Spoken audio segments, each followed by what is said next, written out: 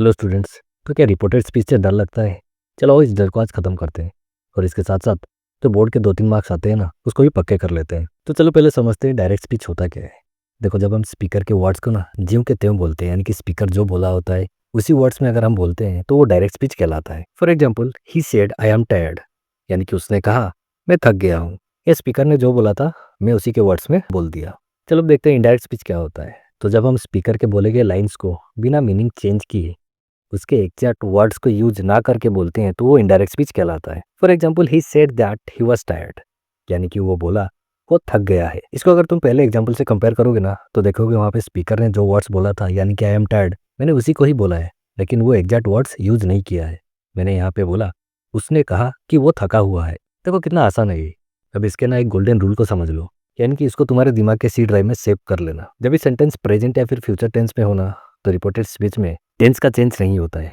For example, he says I play cricket. तो देखो ये सेंटेंस में सेज बता रहे हैं, ये प्रेजेंट पे है, तो इसका अगर हम इनडायरेक्ट स्पीच करेंगे तो ये हो जाएगा he says that he plays cricket. और हाँ, याद रखना टेंस तो चेंज नहीं होगा मगर प्रोनाउन चेंजेस होता है। प्रोनाउन को तुम सब्जेक्ट के हिसाब से लगा सकते हो, और अगर सेंटेंस पास्ट में हो तो वहाँ टेंस चेंज हो जाता है। जैसे फॉर एग्जाम्पल देखो, he said I play cricket, तो यहाँ पे सेड बता रहे कि सेंटेंस पास्ट में है, तो इसका रिपोर्टेड स्पीच हो जाएगा he said that he played cricket. तो प्ले का पास्ट हो गया प्लेड। अब कुछ शॉर्टकट सुन लो। अगर सेंटेंस प्रेजेंट सिंपल में है तो वो पास्ट सिंपल में चेंज हो जाता है। अगर प्रेजेंट कंटिन्यूस पे है तो वो पास्ट कंटिन्यूस में चेंज होता है। और अगर प्रेजेंट परफेक्ट में है तो वो पास्ट परफेक्ट में बदल जाता है। वैसे ही अगर सेंटेंस पास्ट सिंपल में है तो वो पास्ट परफेक्ट में चेंज होता है। अगर पास्ट कंटिन्यूस में है तो पास्ट परफेक्ट कंटिन्यूस में बदलता है। और अगर पास्ट परफेक्ट में है तो वही पास्ट परफेक्ट में रहता है। For example, C said I am reading a book. तो देखो I am reading a book बता रहा है ये सेंटेंस प्रेजेंट कंटिन्यूस में है।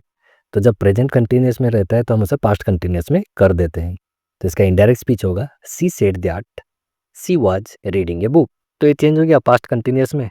अब चलो तुम्हें बताता हूँ ये प्रोनाउन कैसे चेंज होता है। तो देखो ये डायरेक्ट स्पीच में दिया गया है Ram said I am late. इसका इनडायरेक्ट करेंगे तो ये होगा Ram said that he was late.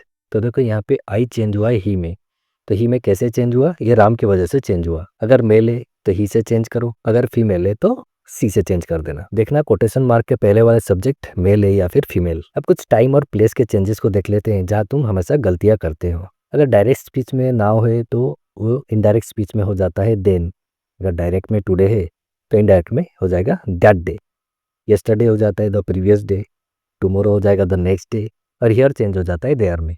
For example देखो, she said I will come tomorrow. तो इनडायरेक्ट स्पीच करोगे तो ये हो जाएगा she said that she would come tomorrow, बदल जाएगा द नेक्स्ट डे में। अब देखते हैं कुछ ऑक्सिलरी वर्ब पास्ट में कैसे चेंज हो जाते हैं। तो विल चेंज हो जाता है वुड में, कैन चेंज होगा कुड में, और मे चेंज हो जाता है माइट में।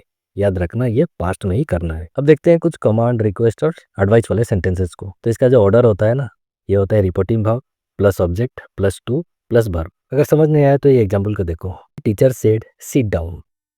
तो यहाँ टीचर बच्चों को बैठने बोले होंगे, तो इसका इनडायरेक्ट स्पीच होगा द टीचर ऑर्डर्ड किसको? ना the students to sit down. तो इस सेंटेंस में ऑर्डर्ड हो गया रिपोर्टिंग वर्ब, फिर ऑब्जेक्ट आ गया द स्टूडेंट्स, फिर टू, एंड वर्ब हो गया सिट डाउन। और एक एग्जांपल देखते हैं। Doctor said take rest. तो यहाँ पे डॉक्टर पेशेंट को एडवाइस दे रहे हैं तो होगा the doctor advised him to take rest. और एक इंपॉर्टेंट नोट, यहाँ पे दैट का यूज मत करना कभी भी। अब देखते हैं ना इंट्रोगेटिव वाले सेंटेंसेस में इसमें क्या क्या बदलाव होते हैं।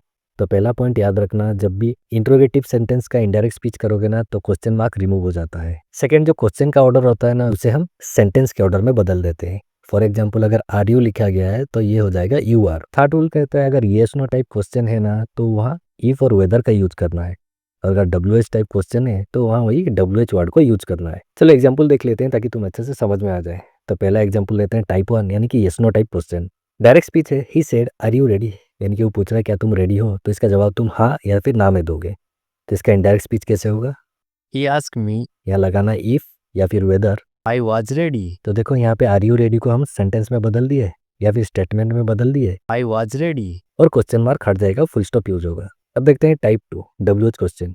डायरेक्ट स्पीच में बोल रहे she said where are you going. तो इसका इनडायरेक्ट हो जाएगा, यहाँ सेड बदल जाएगा आस्क में, तो तुम बोलोगे she asked where I was going. तो देखो जो डब्ल्यू एच वर्ड वहाँ यूज हुआ था हम इनडायरेक्ट में उसी को यूज किए, और आर यू गोइंग का स्टेटमेंट हो जाएगा आई वाज गोइंग। क्वेश्चन मार्क हट जाएगा, फुल स्टॉप लग जाएगा। अब देखो तुम्हें क्या नहीं करना है।